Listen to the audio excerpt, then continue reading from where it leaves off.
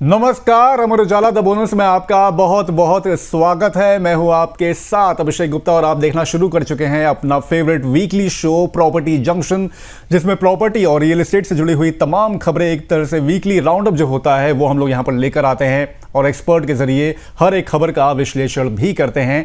आज भी जो क्रम है वो आज भी यहां पर जारी रहेगा और इन सभी खबरों का जो विश्लेषण करेंगे उसके लिए हमारे साथ मौजूद हैं होमेंट्स के founder Pradeep Mishra sir. Sir, आपका बहुत बहुत स्वागत है आज के शो में। शुक्रिया अभिषेक जी। सर, आपसे शो शुरू कर रहे हैं उससे पहले एक बार देख लेते हैं कि कौन कौन सी जो बड़ी खबरें हैं आज हमारे शो में शामिल हो रही हैं। तो सबसे पहले बात हम लोग करेंगे, घर का नक्शा पास कराने की नई शर्त है। पहल नहीं है, अच्छी है, लेकिन शर्त क्या होगी जिसके बेसिस पे आप घर का नक्शा पास करा पाएंगे उसको हम लोग यहाँ पर समझेंगे। उसके बाद फिर बात करेंगे हम लोग NCLAT की बिल्डर्स घर खरीदारों को राहत, क्या राहत दी गई है ये भी हम लोग समझेंगे। बिल्डर्स और घर खरीदारों दोनों को यहाँ पर एक बड़ा फैसला सुनाया गया है, क्या वो खबर है उसको भी हम लोग यहाँ पर आज अपने शो में टटोलेंगे। उसके बाद फिर रुक करेंगे हम लोग 2025 दूसरी छमाही में कैसा रहा है रिटेल स्पेस।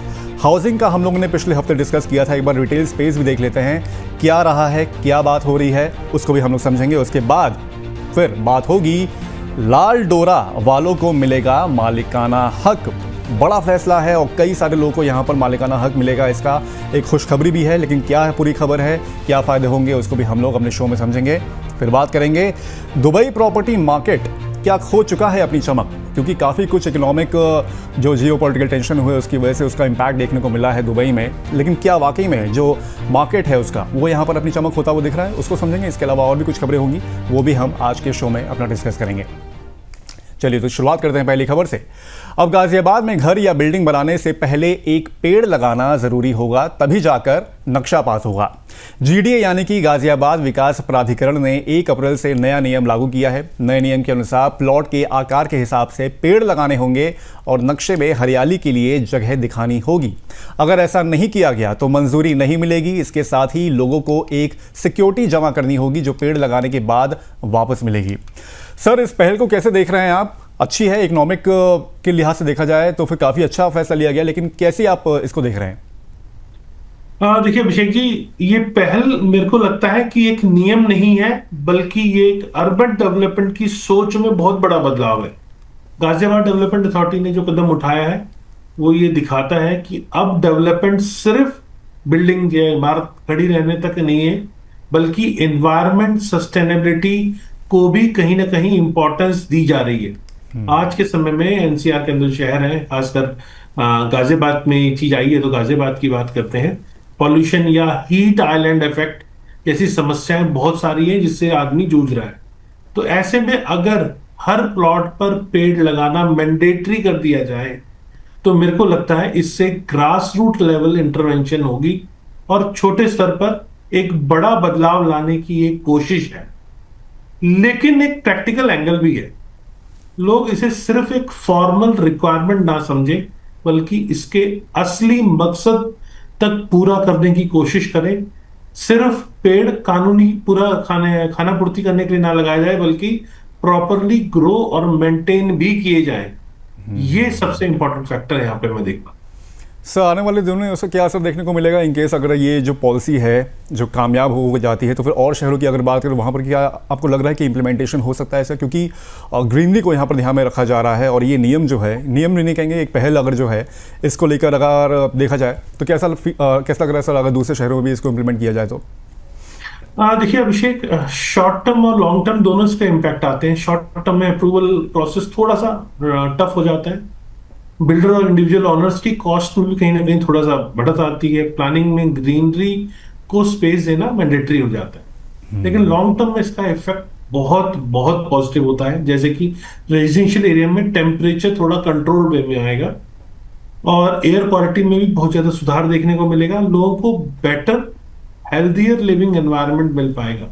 और इसे रियल एस्टेट के नजरिए से जब हम देखते हैं तो आने वाले समय में बायर्स उन प्रोजेक्ट को ज्यादा प्रेफर करेंगे जहां ग्रीन प्लानिंग और ओपन स्पेस बेटर हो। यानी ये रूल इनडायरेक्टली मार्केट को भी क्वालिटी ड्रिवन डेवलपमेंट की तरफ में टर्न करेगा। सर लेकिन क्या लगता है कि ये जो नियम है इससे घर बनाना और या थोड़ा सा महंगा या मुश्किल हो जाएगा, क्योंकि जैसे कि इसमें बताया गया है कि जगह देनी पड़ेगी, उसका रख रखाव करना पड़ेगा, ऑलरेडी जो सिक्योरिटी डिपॉजिट की भी इसमें बात की जा रही है, ये सारे फैक्टर्स को ध्यान में रखते हुए अगर देखा जाए तो क्या थोड़ा सा और कॉस्ट बढ़ेगा घर खरीदने का या प्लॉट खरीदने का? देखिए अभिषेक जी, मेरे को लगता है कि ग्राउंड लेवल पे इसकी इम्प्लीमेंटेशन कैसे होगी उस पर बहुत सारी चीजें डिपेंड है।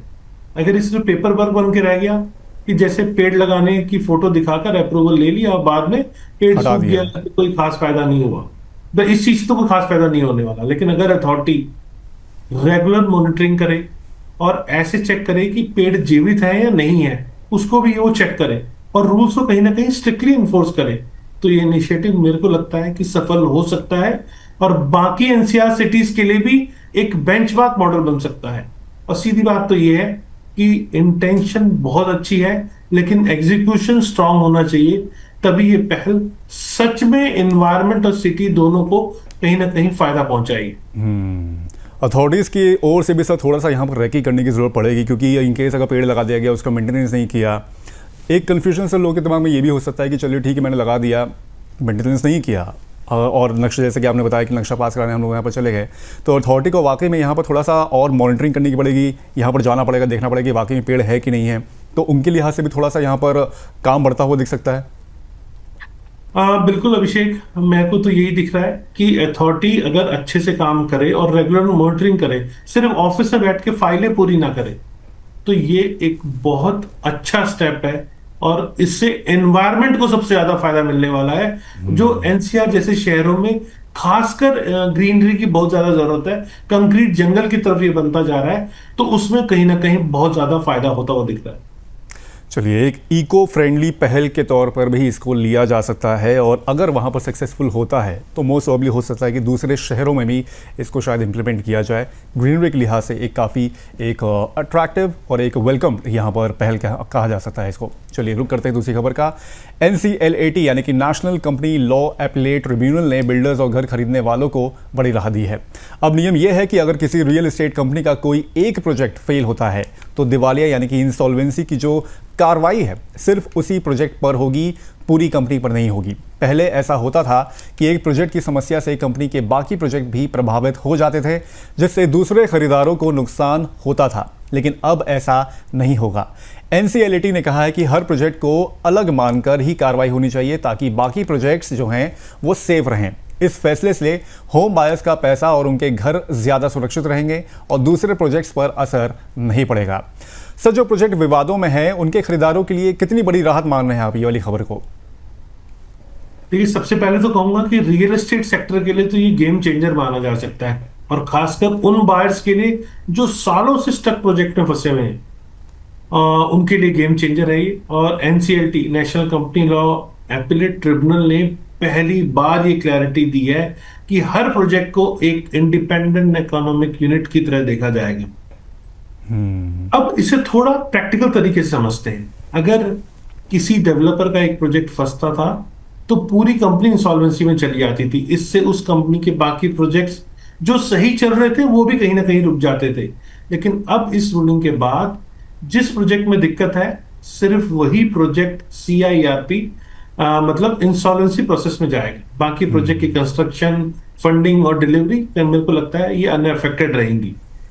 दूसरे प्रोजेक्ट्स की डिलीवरी का पैसा सेफ रहेगा और डिले मेरे को लगता है कि इससे नहीं होगा, बच जाएगा।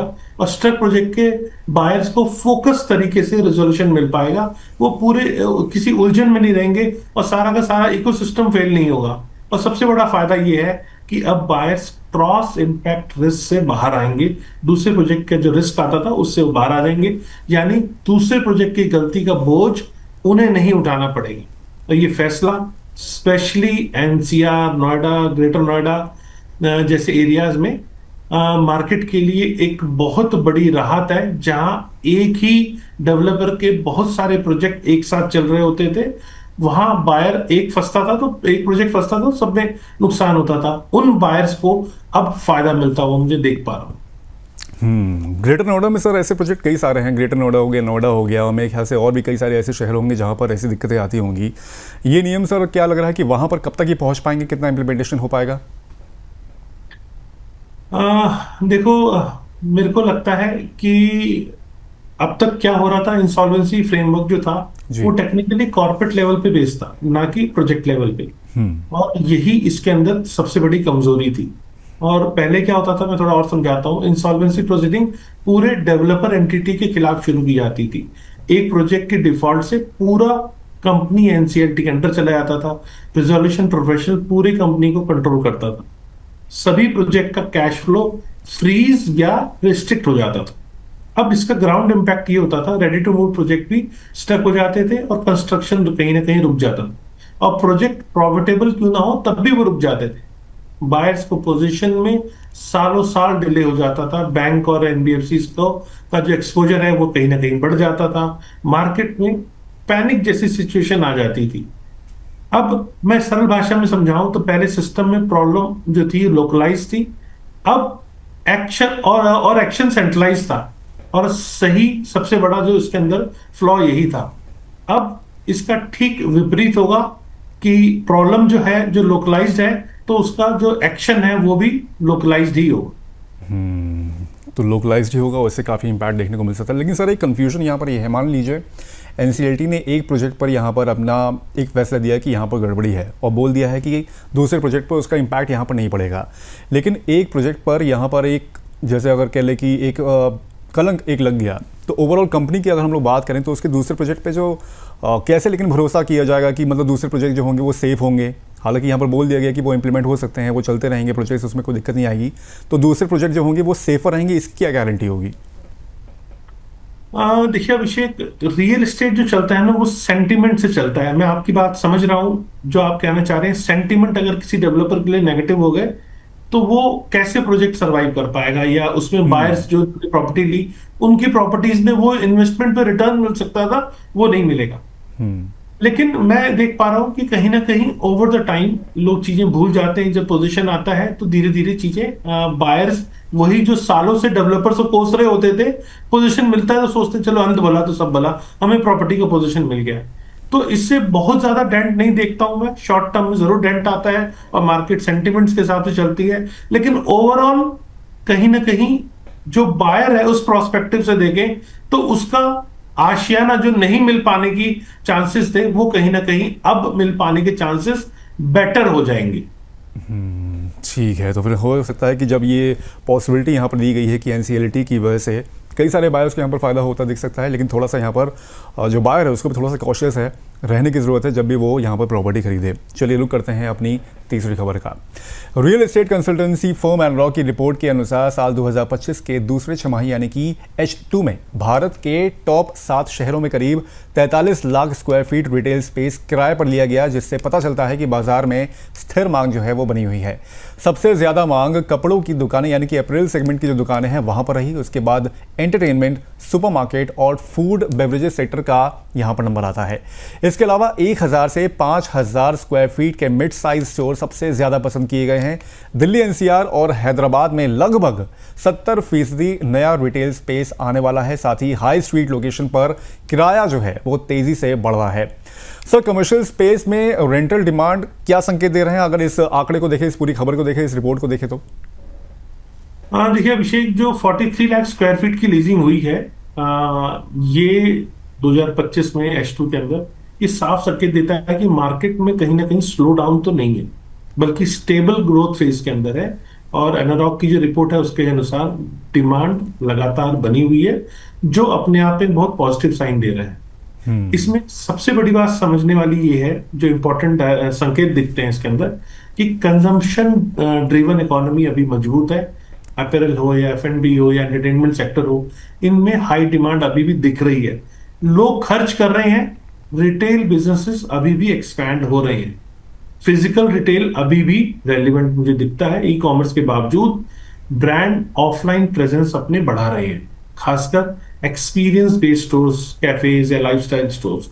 डिमांड क्वालिटी लोकेशन पर शिफ्ट होती हुई मुझे नजर आती है। जैसे हाई स्ट्रीट लोकेशन ज्यादा बेटर परफॉर्म कर रहे हैं। मतलब अब क्वांटिटी नहीं, लोकेशन क्वालिटी ज्यादा मैटर कर रहे हैं। मिड साइज स्टोर जो होते हैं 1000 से 5000 स्क्वायर फीट के बीच, ये अपने आप में डोमिनेट कर रहे हैं। ये दिखाता है कि ब्रांड एक्सपेंशन कर रहे हैं लेकिन कंट्रोल तरीके से। ये नहीं कि अंधाधुंध कुछ भी स्पेस ले ली, यानी एग्रेसिव ग्रोथ नहीं बल्कि स्मार्ट एक्सपेंशन स्ट्रेटेजी ग्राउंड पे दिख रही है। तो ये डिमांड संकेत दे रही है कि मार्केट ओवरहीट नहीं है बल्कि मैच्योर और सस्टेनेबल ग्रोथ फेज में एंटर कर चुकी है।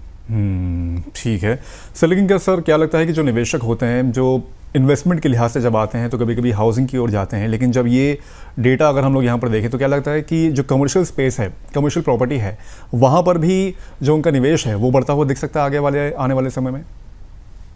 बिल्कुल दिख सकता है। इसके पीछे कुछ स्ट्रॉन्ग रीजंस हैं, जैसे rental income visibility. Commercial property में रेंटल कई बार देखा जाता है 5 से 8% तक जाता है और रेजिडेंशियल में ज्यादा स्टेबल इनकम मिलती है। तो कमर्शियल अगर अच्छा रेंट दे रहा है तो रेजिडेंशियल एक स्टेबल इनकम दे रहा है। यहाँ लीजिंग की डिमांड है वो स्टेबल है। अब लीजिंग स्टेबल है तो इन्वेस्टर्स का कहीं ना कहीं कॉन्फिडेंस मिलता है, वैकेंसी रिस्क थोड़ा सा कम होता है। और हाई स्ट्रीट का जो बूम है, हाई स्ट्रीट प्रॉपर्टीज में कैपिटल एप्रिसिएशन और रेंटल ग्रोथ दोनों देखने को मिलते हैं। लेकिन एक कॉशन भी है, हर कमर्शियल प्रॉपर्टी प्रॉफिटेबल नहीं होती। लोकेशन, रेंट, क्वालिटी और फुटफॉल ये सबसे बड़े क्रिटिकल फैक्टर्स हैं। इन्वेस्टर्स का झुकाव बढ़ेगा लेकिन स्मार्ट इन्वेस्टर्स सेलेक्टिव बाइंग करेंगे, कहीं भी अंधाधुंध या ब्लाइंडली बाइंग नहीं करेंगे। सर मॉल्स और उसके कंपेयर में अगर हम लोग देखें हाई स्पीड लोकेशंस पे, जैसे कि यहाँ पर डिमांड बढ़ती हुई दिख रही है, किराया भी इनफैक्ट यहाँ पर बढ़ रहा है, सर इसकी क्या वजह देख रहे हैं कि मॉल वर्सेस अगर स्ट्रीट जो दुकानें हैं उनको कंपेयर करें तो आपको क्यों ऐसा लग रहा है कि बढ़ने की वजह क्या लग रही है वहाँ पर, जो डिमांड है और जो आपकी जो रेंटल है उसमें? देखिए अभिषेक, मेरे को लगता है कि ये डिमांड सप्लाई मिसमैच इसका सबसे बड़ा कारण है। प्रीमियम मॉल स्पेस लिमिटेड है, मतलब अच्छे ग्रेड ए मॉल्स की सप्लाई मैं कहूँगा लिमिटेड है। ब्रांड्स को कहीं ना कहीं अल्टरनेटिव चाहिए तो हाई स्ट्रीट की तरफ शिफ्ट हो रहे हैं। विजिबिलिटी और फुटफॉल का एडवांटेज भी होता है। हाई स्ट्रीट पर डायरेक्ट कस्टमर एक्सेस मिलता है, इम्पल्स बाइंग वहां ज्यादा हो जाती है। और एक्सपीरियंस ड्रिवन रिटेल जैसे कि कैफेज, रेस्टोरेंट, लाइफस्टाइल ब्रांड्स हैं, ऐसे बिजनेस को ओपन फ्रंटेज चाहिए होता है जो कहीं ना कहीं मॉल्स में लिमिटेड होते हैं। ओमनी चैनल स्ट्रेटजी जो है, ब्रांड्स ऑनलाइन और ऑफलाइन दोनों कंबाइन कर रहे हैं, इसीलिए प्राइम लोकेशंस के ऊपर प्रेजेंस जरूरी हो गया है। लो वैकेंसी में प्राइम लोकेशंस जैसे कि अच्छी लोकेशंस पर स्पेस कम अवेलेबल है और डिमांड ज्यादा है तो रेंट ऑटोमेटिकली बढ़ता है। कुछ इनसाइट की बात करूं तो हाई स्ट्रीट के मॉल में बेटर परफॉर्मेंस दिया है और कई माइक्रो मार्केट में रेंट एप्रिसिएशन भी देखने को मिला है। ओके, तो ये भी वजह रही है, इस वजह से यहाँ पर थोड़ा सा रुख जो है लोगों का इनकी ओर जा रहा है। सर लेकिन अगर किसी को निवेश करना हो आपको क्या लग रहा है, कमर्शियल ज़्यादा वायबल होगा या फिर रेजिडेंशियल के लिहाज से आप ज़्यादा यहाँ पर सोच रहे हैं कि वो ज़्यादा प्रॉफिटेबल हो सकता है आगे चल के? देखिए अभिषेक, इसका ना कोई डायरेक्ट आंसर नहीं है, ये इन्वेस्टर की बहुत ज्यादा थिंकिंग के ऊपर भी डिपेंड करता है। अगर आप इनकम फोकस इन्वेस्टर हैं और मार्केट समझते हैं तो कमर्शियल प्रॉपर्टी आज ज्यादा अट्रैक्टिव है क्योंकि रेंटल यील्ड ज्यादा है, डिमांड अभी स्ट्रांग है, लेकिन इसमें रिस्क भी उतना ही है। टेनेंट चला गया तो इनकम आपकी जीरो हो गई। और रेजिडेंशियल को अगर हम देखते हैं तो ज्यादा सेफ है, डिमांड हमेशा रहती है, लेकिन रिटर्न्स कंपैरेटिवली रेजिडेंशियल के अंदर कम होते हैं। तो कमर्शियल मतलब हाई रिटर्न, हाई रिस्क और हाई नॉलेज रिक्वायर्ड, और रेजिडेंशियल का मतलब सेफ, स्टेबल लेकिन लिमिटेड रिटर्न। तो अगर इसे सिंपल भाषा में समझे तो कमर्शियल कमाई कराएगा तो कहीं ना कहीं रिस्क होगा, और सेफ्टी चाहिए तो रेजिडेंशियल पर भरोसा आप कर सकते हैं। कमर्शियल में जाएंगे तो थोड़ा सा रिस्क यहाँ पर ज़्यादा हो सकता है, रेजिडेंशियल में जाएंगे रिटर्न भले ही कम होगा लेकिन चयन से आपको एक स्टेबल इनकम यहाँ पर मिलती हुई दिख सकती है। तो इन चीज़ों का भी ध्यान में रखते हुए आप अपना चयन भी जो है निवेश के लिहाज से यहाँ पर कर सकते हैं। चलिए रुक करते हैं अगली खबर का। दिल्ली के 30 लाल डोरा गाँव में रहने वाले लोगों को जल्द ही उनकी ज़मीन का मालिकाना हक मिलने वाला है। इसके लिए सरकार ने इन गाँवों का ड्रोन सर्वे शुरू किया है जो करीब 1 से 2 महीने में पूरा होगा। सर्वे पूरा होने के बाद लोगों को स्वामित्व कार्ड दिए जाएंगे जिसमें उनकी ज़मीन और प्रॉपर्टी का पूरा रिकॉर्ड होगा। इससे ज़मीन से जुड़े झगड़े कम होंगे, लोग आसानी से बैंक से लोन ले सकेंगे और गांवों का विकास भी यहां पर तेज़ी से हो सकेगा।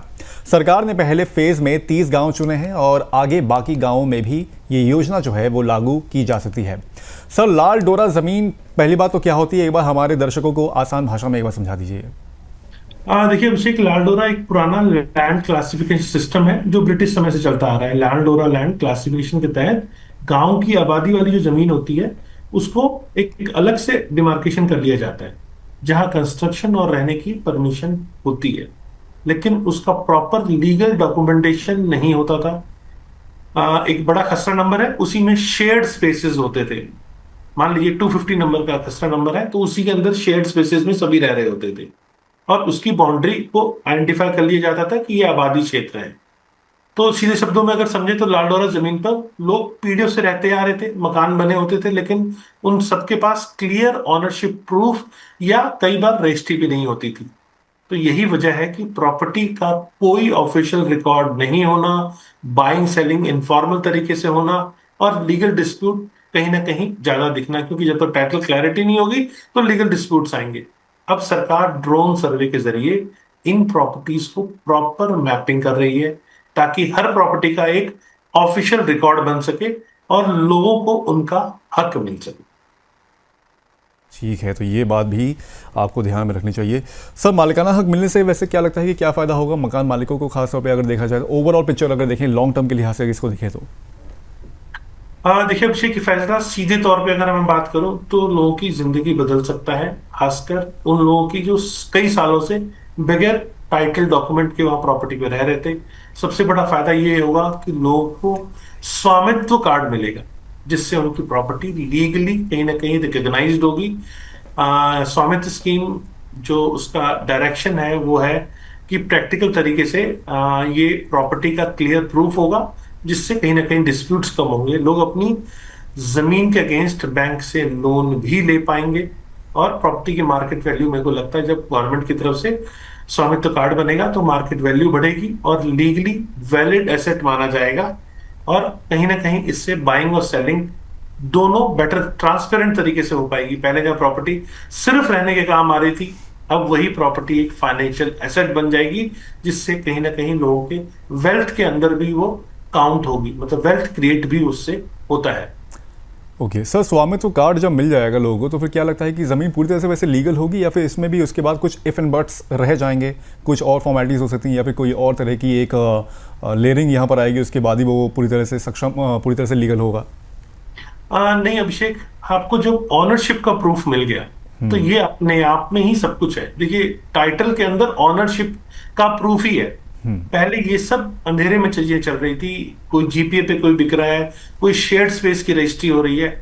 यहाँ पे आपकी इंडिविजुअल प्रॉपर्टी हो गई, मतलब प्रॉपर्टी एक नंबर के साथ गवर्नमेंट ने आपको एलोकेट कर दी, तो टाइटल में पूरी क्लैरिटी मिल गई, साइज डायमेंशंस के साथ, चौहद्दी कहते हैं, राइट लेफ्ट आगे पीछे क्या है, वो सब चीजें के साथ जब क्लियर आपको प्रॉपर्टी का टाइटल मिल गया तो उसकी ट्रांजैक्शन बहुत इजी और स्मूथ हो जाती है। तो यही बड़ा बदलाव है जो आया है और कोई इसमें खास एडिशनल लेयर मेरे को दिख नहीं रही है। सर, इसके बाद क्या लगता है कि दूसरे शहरों या राज्यों में भी इस तरह की पहल लाई जा सकती है, क्योंकि लाल डोरा वाला मामला सिर्फ दिल्ली तक तो सीमित है नहीं, और भी कई सारे शहर हैं? देखिए अभिषेक, मैं कहूँगा बिल्कुल काफी हद तक ये प्रोसेस ऑलरेडी शुरू हो भी चुका है जी। ये सेंट्रल गवर्नमेंट की स्वामित्व स्कीम है, इसका मेन मोटिव है पूरे देश के अंदर प्रॉपर्टी मैपिंग करके ऑनरशिप को क्लियर किया जाए। और दिल्ली में जो इनिशिएटिव लिया गया है, एक तरह से अर्बन विलेजेस को पायलट मॉडल बना दिया गया है, पायलट मॉडल की तरह काम किया जा रहा है। अगर ये सफल होता है तो एनसीआर के बाकी एरियाज में या दूसरे बड़े शहरों में या अर्बन विलेजेस के अंदर वहां पे भी इसे लागू किया जा सकता है। और आज की जरूरत यही है कि इनफॉर्मल सेटलमेंट्स को फॉर्मल इकोनॉमी में लाया जाए, और मेरे को लगता है कि ये इनिशिएटिव उसी दिशा में किया गया एक बड़ा पहल या बड़ा कदम। सरकार का भी सर कोई मकसद लग रहा है, कोई एक कोई एजेंडा लग रहा है उनका भी यहाँ पर आपको, कि मतलब ये जो फैसले लेके आए गए? देखिए अभिषेक, मैं अगर इसे थोड़ा समझूं तो मेरे को लगता है सरकार का मकसद सिर्फ ऑनरशिप देना नहीं है, बल्कि एक बड़ा स्ट्रक्चरल चेंज लाना है। पहला मकसद है लैंड रिकॉर्ड्स को फॉर्मल और ट्रांसपेरेंट तरीके से बनाना, ताकि कहीं ना कहीं डिस्प्यूट कम हो, लोगों को लीगल क्लैरिटी मिले। और दूसरा, सरकार चाहती है कि जो जमीन अभी इनएक्टिव या इनफॉर्मल है उसे इकोनॉमिक सिस्टम में लाया जाए, यानी लोग उस पर लोन ले सकें, इन्वेस्टमेंट कर सकें, डेवलपमेंट वहां पे बढ़े। ये गवर्नमेंट का मोटिव मैं देख पा रहा हूँ। तीसरा देख पा रहा हूँ कि अर्बन प्लानिंग को कैसे बेटर बनाया जाए, ये एक मोटिव भी है। जब गवर्नमेंट के पास क्लियर डाटा होगा, कौन सी प्रॉपर्टी कहाँ है, infrastructure planning, road, drainage, utilities, तब कुछ बेटर ढंग से डेवलप किया जा सकता है। तो ये फैसला सिर्फ जमीन का हक देना नहीं है, बल्कि गांव को इनफॉर्मल से फॉर्मल में लाने का अपना एक बड़ा कदम, मैं तो कहूंगा मास्टर स्ट्रोक है। वेलकम नोट इस कदम को भी कहा जा सकता है, क्योंकि कई सारे लोगों को यहाँ पर फ़ायदा होता हुआ दिख सकता है। प्रॉपर्टी उनकी लीगल हो जाएंगी तो उसके बाद कई सारे फ़ायदे होंगे, लोन लेना आसान होगा और कई सारे दूसरे फ़ायदे भी यहाँ पर देखने को मिल सकते हैं इस चीज़ को लीगलाइज करने के बाद। चलिए बढ़ते हैं अपनी आखिरी खबर की ओर। दुबई का रियल एस्टेट बाजार पश्चिम एशिया में चल रहे युद्ध की वजह से थोड़ा सा यहाँ पर इम्पैक्ट हुआ है उस पर, लेकिन पूरी तरह से कमज़ोर नहीं पड़ा है। अप्रैल से शुरुआती 2 हफ्तों में प्रॉपर्टी खरीद बिक्री की अगर बात करें तो इसमें करीब 14% की कमी आई है, क्योंकि लोग थोड़े से अनसर्टेन की वजह से यहाँ पर निवेश करने से बच रहे हैं। साथ ही किराए की जो नई मांग है उसमें भी यहाँ पर एक तरह से गिरावट देखने को मिली है। सर, तनाव के बाद अगर देखें तो उससे दुबई के प्रॉपर्टी बाजार पर कितना असर पड़ता देख रहे हैं आप? देखिए, मैं कहूंगा जो मौजूदा पश्चिम एशिया का जियोपॉलिटिकल तनाव है, इसका असर दुबई के रियल एस्टेट मार्केट को दिखना ऑलरेडी शुरू हो चुका है। लेकिन ये पैनिक सिचुएशन अभी भी नहीं है, बल्कि शॉर्ट टर्म सेंटीमेंट इम्पैक्ट कहूंगा। दुबई का मार्केट हिस्टोरिकली देखा जाए तो काफी रेजिलियंट रहा है। अभी जो 14% की गिरावट आई है ट्रांजेक्शन्स के अंदर, इसका जो मेन रीजन है, इन्वेस्टर्स थोड़ा सा वेट एंड वॉच मोड में चले गए हैं। जब भी जियोपॉलिटिकल अनसर्टेनिटी होती है, खासकर मिडिल ईस्ट के अंदर, तो इंटरनेशनल इन्वेस्टर्स पहले रिस्क एसेस करते हैं और फिर डिसीजन लेते हैं। लेकिन यहाँ एक इंपॉर्टेंट बात समझनी होगी, दुबई का मार्केट फंडामेंटली स्ट्रांग है। वहां फॉरेन इन्वेस्टमेंट लगातार आता है, टैक्स फ्रेंडली पॉलिसीज हैं, ग्लोबल बिजनेस हब है। इसीलिए असर पड़ा है, लेकिन स्ट्रक्चरल वीकनेस नहीं है, बल्कि टेम्पोररी हेजिटेशन लोगों के अंदर है। सर, टोटल ट्रांजैक्शन में भी वैसे काफ़ी कमी इसमें देखने को मिली है और रेंट जो ग्रोथ हुई है वो भी काफ़ी धीमी पड़ती हुई दिख रही है। क्या लग रहा है कि सर, जिस तरह से जियोपॉलिटिकल टेंशन्स यहाँ पर हम लोग देख रहे हैं, उसको आगे चल के इस पर और इम्पैक्ट देखने को मिल सकता है इन केस अगर ये थोड़ा सा और प्रोलॉन्ग हो जाता है? ये जो सीज फायर वाला मामला चल रहा है, जो वॉर वाला मामला चल रहा है, उसकी वजह से थोड़ा सा और ज़्यादा इम्पैक्ट देखने को मिल सकता है इन केस अगर ये थोड़ा सा और एस्केलेट होता है तो? देखिए अभिषेक, इसका जो असर है वो 2 स्तर पे देखने को मिल रहा है, जो ट्रांजेक्शन साइड पे, एक रेंटल साइड पे। पहले बाइंग सेलिंग में जो कमी आई है वो क्लियरली अभी मैं जो देख पा रहा हूँ सेंटिमेंट ड्रिवन है। लोग इन्वेस्टमेंट डिले कर रहे हैं, कैंसिल नहीं कर रहे। इसका मतलब है डिमांड खत्म नहीं हुई है, बस थोड़ी देर के लिए पॉज जरूर है। दूसरा, रेंटल डिमांड में स्लो डाउन भी दिखना अभी उसी अनसर्टेनिटी का हिस्सा मैं कहूंगा पार्ट है। जब जॉब मूवमेंट या रीलोकेशन और बिजनेस एक्सपेंशन स्लो होता है तो नेचुरली रेंटल डिमांड भी थोड़ी कहीं ना कहीं सॉफ्टन हो जाती है। लेकिन इसका पॉजिटिव एंगल भी है, मार्केट ओवरहीट नहीं हो रहा, बल्कि थोड़ा कूल ऑफ हो रहा है, जो लॉन्ग टर्म स्टेबिलिटी के लिए कहीं ना कहीं पॉजिटिव साइड है। मैं ऐसा अच्छा मानूंगा। सिंपल लैंग्वेज में समझे तो ये करेक्शन है, क्रैश नहीं है। जब सिचुएशन नॉर्मल होगी तो डिमांड वापस तेजी से आ सकती। सर, अगर ये क्रैश नहीं है और अभी थोड़ी सी डिप डाउन वाला हिसाब किताब है, तो क्या वहाँ पर निवेश का भी वक्त जो है वो सही है, या फिर आपको लग रहा है थोड़ा सा और वेट एंड वॉच करें? देखिए, दुबई के अंदर मैं कहूंगा कि मार्केट थोड़ा सा पॉज लीजिए, अभी वेट एंड वॉच कीजिए। और अगर आपके पास एक्स्ट्रा इनकम है या थोड़ा सा रिस्क ले सकते हैं तो मार्केट में अभी रिस्क लेके आप इन्वेस्टमेंट कर सकते हैं। ठीक है सर, भारतीय रियल एस्टेट पर इसका क्या असर देख रहे हैं आप ओवरऑल अगर देखा जाए तो? क्योंकि कई सारे निवेशक होते हैं। एक रिपोर्ट ये भी आई थी कि जो लोग दुबई में निवेश कर रहे थे वो रुक गए हैं और वो थोड़ा सा भारत की तरफ और दूसरी कंट्रीज़ की तरफ यहाँ पर अपना निवेश बढ़ा रहे हैं रियल एस्टेट के लिहाज से। ओवरऑल सिर्फ अगर भारत की बात करें सर, यहाँ पर अपने देश की बात करें, उसका इम्पैक्ट क्या देख रहे हैं इस खबर का?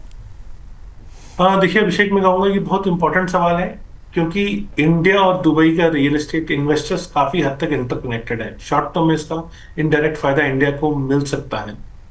जब दुबई जैसे मार्केट में अनसर्टेनिटी होती है तो कुछ इन्वेस्टर्स सेफर और डोमेस्टिक मार्केट की तरफ शिफ्ट कर लेते हैं, और इंडिया एक बड़ा बेनिफिशियरी इसका बन सकता है, खासकर एनसीआर में, मुंबई, बेंगलुरु जैसी सिटीज के अंदर। और लग्जरी और एनआरआई ड्रिवन सेगमेंट्स में ट्रांजैक्शन ज्यादा हो सकती हैं, यहाँ इन्वेस्टमेंट का इंटरेस्ट बढ़ सकता है।